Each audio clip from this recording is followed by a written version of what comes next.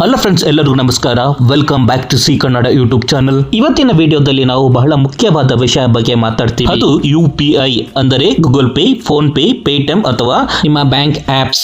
ನೀವು ಪ್ರತಿದಿನವೂ ಪಾವತಿ ಮಾಡಲು ಬಳಸುತ್ತೀರಾ? ಹಾಗಾದ್ರೆ ಈ ವಿಡಿಯೋ ನಿಮಗಾಗಿ. ಆಗಸ್ಟ್ 1, 2025ರಿಂದ NPCI national payments corporation of India 5 ಪ್ರಮುಖ UPI ನಿಯಮಗಳು ಎಲ್ಲ ಆಪ್ಗಳಲ್ಲಿ ಜಾರಿಗೆ ತರಲಿದೆ. ಮೊದಲನೆಯದು balance check limit. Bank balance check ಮಾಡುವ ಅವಕಾಶ ದಿನಕ್ಕೆ 50 ಬಾರಿ ಮಾತ್ರ.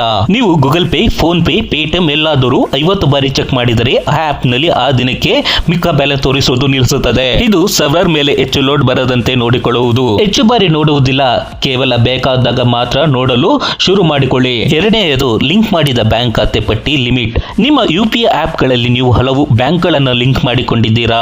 ಈಗ ಖಾತೆಗಳ ಪಟ್ಟಿ ನೋಡೋದಕ್ಕೆ ದಿನಕ್ಕೆ 20 ಬಾರಿ ಮಾತ್ರ ಸಾಧ್ಯ. 25 ಬಾರಿ ನಂತರ ಆಪ್ ನಲ್ಲಿ ದಿನಕ್ಕೆ ಮಿಕ್ಕ ಬ್ಯಾಂಕ್ ಪಟ್ಟಿ ತೋರುವುದಿಲ್ಲ. ಇದು PhonePe, Paytm, Google Pay, BHIM, SBI, NO ಎಲ್ಲಕ್ಕೂ ಅನ್ವಯವಾಗುತ್ತದೆ. ಅದೇ ಅಲ್ಲದೆ ICICI, HDFC, Axis bank app ಗಳಿಗೂ ಇದೇ ನಿಯಮ ಅನ್ವಯವಾಗುತ್ತದೆ. ಮೂರನೆಯದು ಟ್ರಾನ್ಸಾಕ್ಷನ್ ಟೆಸ್ಟರ್ಸ್ ರಿಫ್ರೆಶ್ ನಿಯಮ.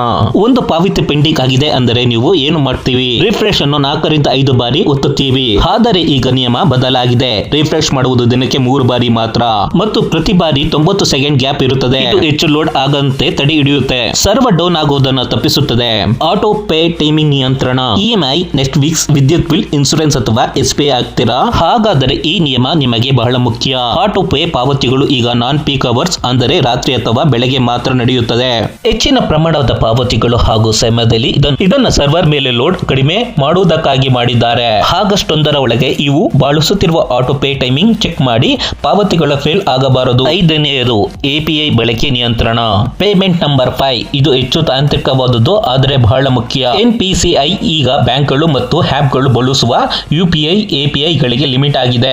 API ಅಂದ್ರೆ ಟ್ರಾನ್ಸಾಕ್ಷನ್ ಪ್ರಾರಂಭ, ಬ್ಯಾಂಕ್ ವಿಳಾಸಗಳನ್ನು ತೆಗೆಯುವುದು, ಬ್ಯಾಲೆನ್ಸ್ ಪೇಜ್ ಮಾಡುವುದು. ನೀವು ಎಲ್ಲವೂ API ಮೂಲಕ ನಡೆಯುತ್ತವೆ. ನೀವು ಹೆಚ್ಚು ಬಾರಿ ಬಳಸಿದರೆ ಪ್ಲಾಟ್ಫಾರ್ಮ್ ಡೌನ್ ಆಗುವುದು ಸಹಜ. ಈ ನಿಯಮದಿಂದ ಮುಂದಿನ ದಿನಗಳಲ್ಲಿ UPI ಹೆಚ್ಚು ವೇಗವಾಗಿ ಸುರಕ್ಷಿತವಾಗಿ ಮಾಡುತ್ತವೆ. ಒಂದು ಚಿಕ್ಕ ರೀಕ್ಯಾಪ್ ಮಾಡಿ ನೋಡೋಣ.